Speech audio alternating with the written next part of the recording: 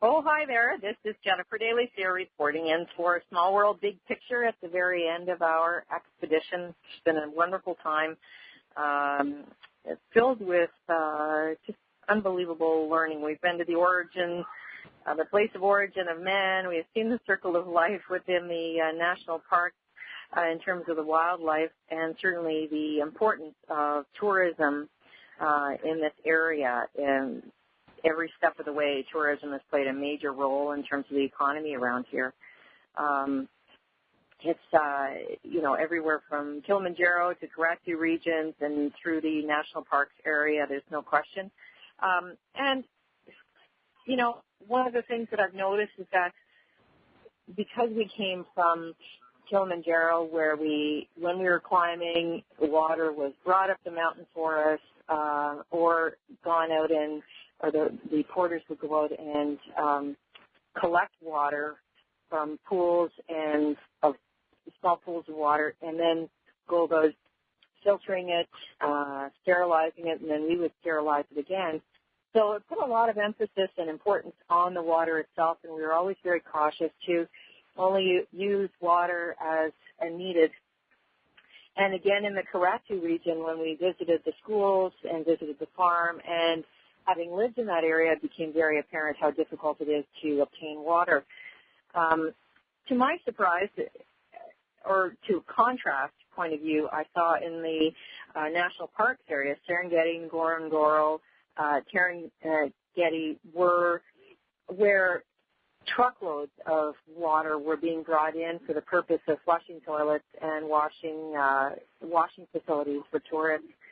So it occurred to me that for those folks who land directly in one of the airfields in that region, go directly on to tour the region, they may not have as deep an awareness of the value of water elsewhere.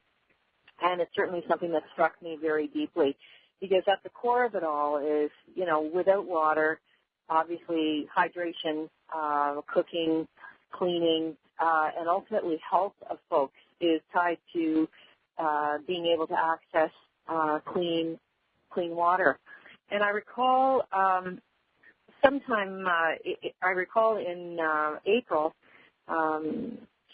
when we heard from Jane Goodall when she was visiting Algonquin College, she certainly helped enlighten us at that time as to the shortage of water for drinking and cooking in the Tanzanian communities. And while she also pointed out that how frustrating it is for folks who need to go out on a daily basis and find water and then cleanse the water, she had indicated at that time the amount of frustration there could be by people, who are aware that flushing and washing water is available in the tourist region. So all that said, without the tourist dollars coming in, this would be a very different picture here. So ultimately, it is about sustaining tourism. It seems to me there's potential for more ecotourism focus, and certainly I've come away from this Algonquin experience with, questions for myself that I'll ponder for some time. I'll continue to ask, how can we raise awareness about the challenges of water and all the related issues with that, and along the lines of with our relationship with the Jane Goodall Foundation. Certainly remember our origin and the delicate balance of the circle of life, and without it, life itself would not be able to be sustained within the animal kingdom, and the importance of us respecting that, the natural habitat.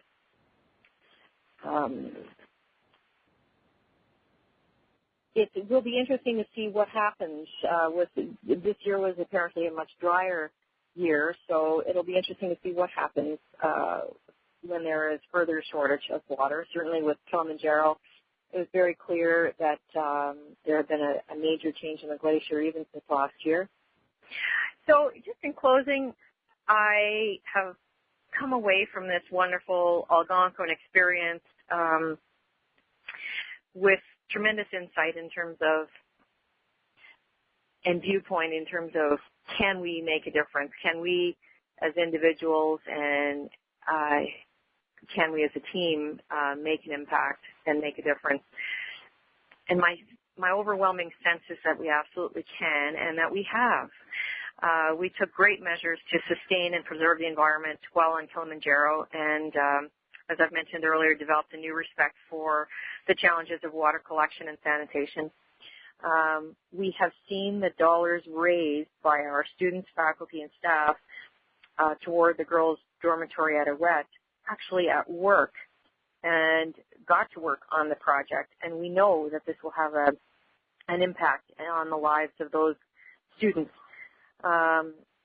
We've certainly also seen other opportunities that we can work towards in terms of the community or as individuals that will go directly into these communities to assist. We saw firsthand the work of CPAR on rainwater collection and sanitation as well as farming, and it was very impressive. And within a very short time period, we could see the impact of new learning on farming and the impact it had on families, the impact that rainwater collection has had on individual school children. So bottom line is those children no longer need to go to their families before they leave for school in the morning and ask them for a bottle of water because it's provided at school. We've also seen the contrasted use of water in order to sustain tourism dollars in the country.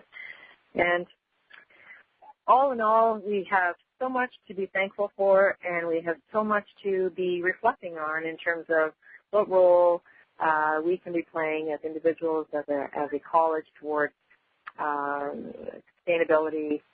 And let's not forget the amount of impact that the use of technology has had on us being able to convey these various messages across the team throughout the expedition. It's been quite phenomenal.